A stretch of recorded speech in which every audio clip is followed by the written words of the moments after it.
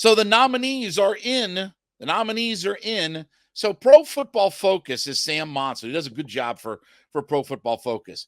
He's got all of his predictions for awards in the NFL. Now, obviously, we got a million years, a million days and months and everything like that before we get to that. But here's what he's got for his awards for this upcoming NFL season.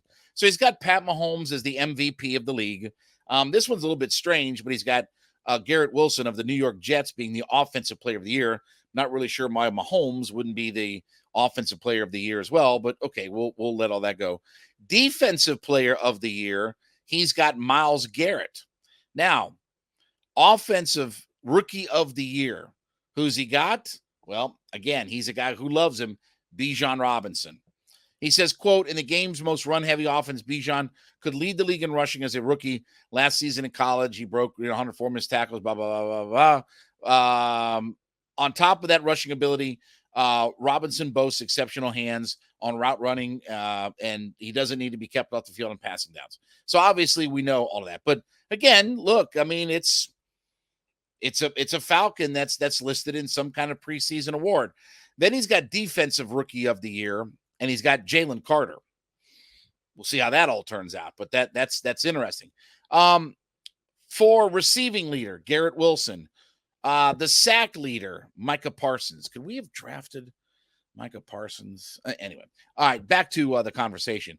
And then he says the rushing leader for this year, he predicts Bijan Robinson again.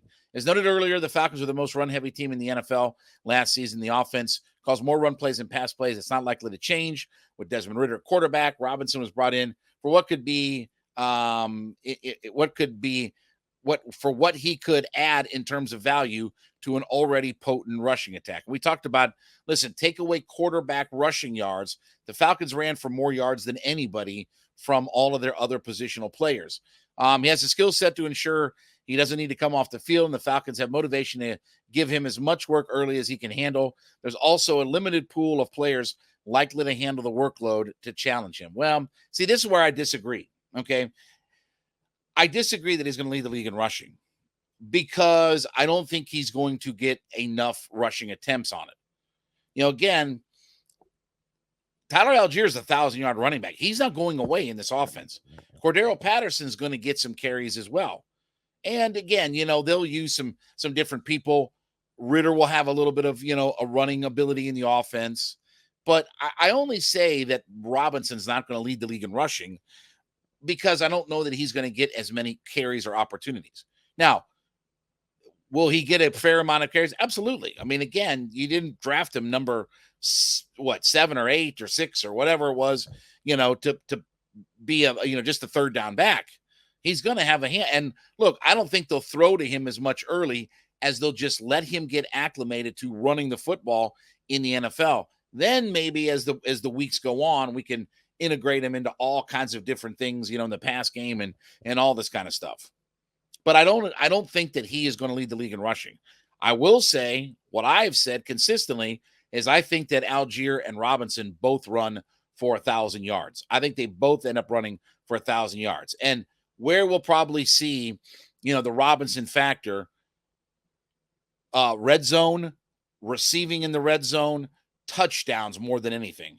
Could I see Robinson leading this team in touchdowns? Absolutely. But I don't think he leads the league in rushing.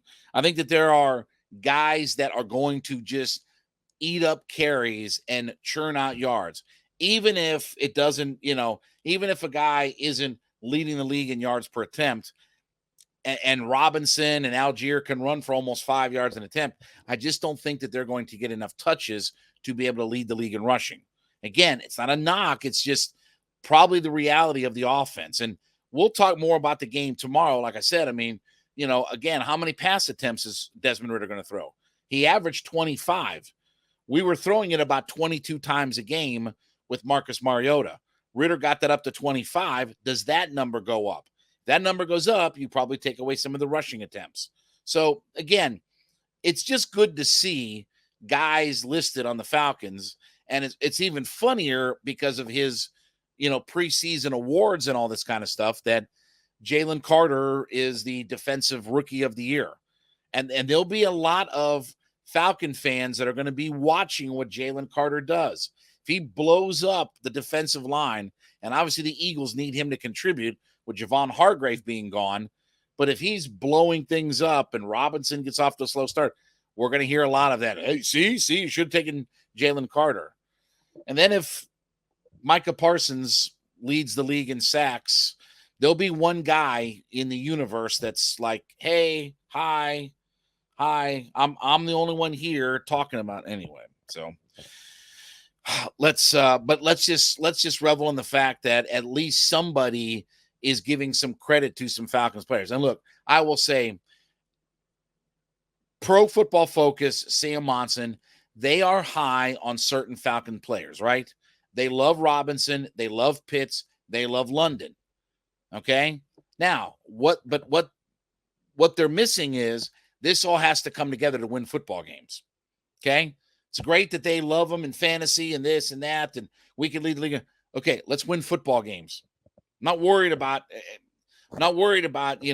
how much we like the draft picks and all that kind of stuff. I'm worried about winning football games. And again, I will say, do we have enough players at the point of influencing games that we can, again, take it over the next level? So we'll see what happens, but at least that somebody's giving a little bit of love to some Falcons players more than a lot of other national pundits that are out there. All right, as you listen into Hittin' Hard, make sure you go into whatever podcast platform that you're listening on. Let us know that you're an everyday listener to the show, that you're listening in 5 days a week to the program. So we thank you so much for being a part of our community. But let us know, drop us a note in the comment section of your podcast platform. Let us know that you're an everydayer, as we like to call them.